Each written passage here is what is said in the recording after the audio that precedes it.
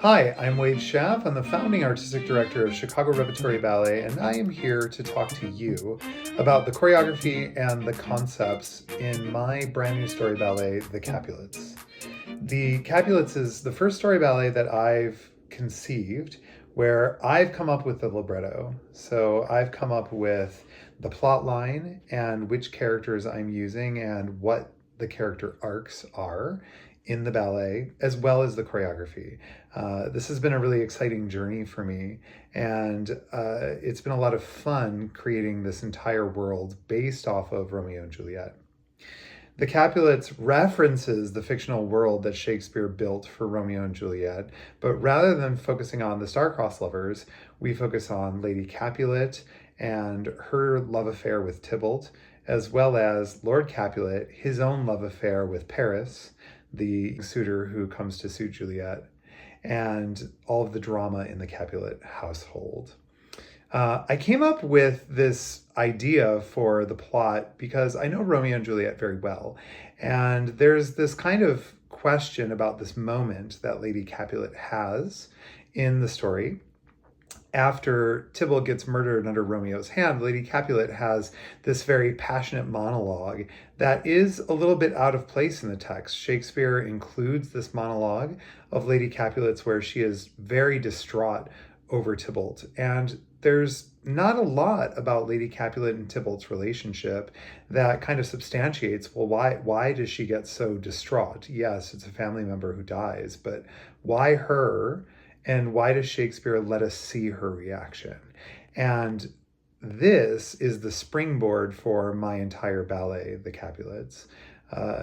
It was my opinion that Lady Capulet is so distraught because her and Tybalt are having a love affair.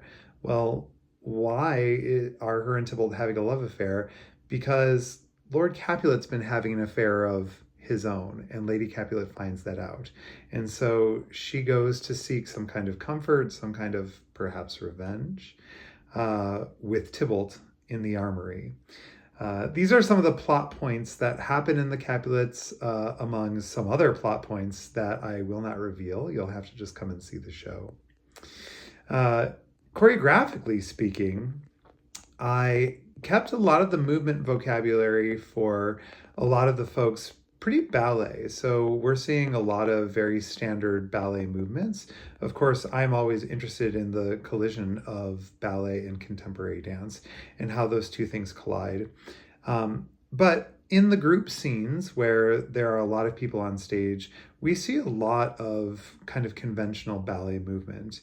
However, the intimate scenes, particularly between Lord Capulet and Paris, as well as Lady Capulet and Tybalt, when things are more private, I have a tendency to make the movement language a little bit more contemporary.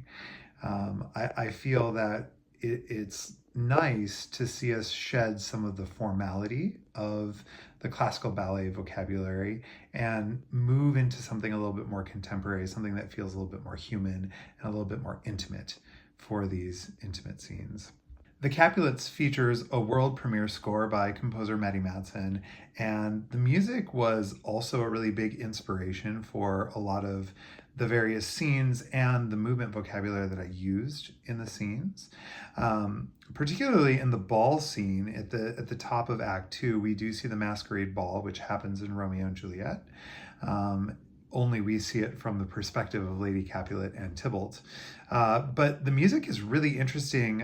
Matty Matson kind of samples some of the Prokofiev music and gives us some references to the Prokofiev Romeo and Juliet score, but has made it really contemporary classical. And there's actually a really fun reggae beat that happens in the ball scene. So I made the movement, there was a lot of exploration into some kind of quirky, interesting partner dancing that the folks do in the ball scene, as well as breaking into some other dances. We hear Juliet's theme from the Prokofiev, and there's a little Easter egg here for you. I actually did a little reference to the West Side Story movie and put in some finger snaps from the scene where Tony meets Maria. So that's something to look out for in the Capulets. As far as some of the pas de deux work, I was really interested in having these moments of grandeur. So at the end of Act One, Tybalt and Lady Capulet has this pas de deux, and I was sure to put in these moments that felt really grandiose for the audience to encounter. So those are some of the choreographic ideas that happen in the Capulets. The performances are at the Ruth Page Center November 7, 8, and 9. So opening night is coming soon. And then the following weekend, November 14, 15, and 16. The runtime on the show is 75 minutes with a 15-minute intermission. Make sure to get your tickets. You can get them at www.crbdance.com and come and see the show. Make sure you say hi. I would love to see you in the audience.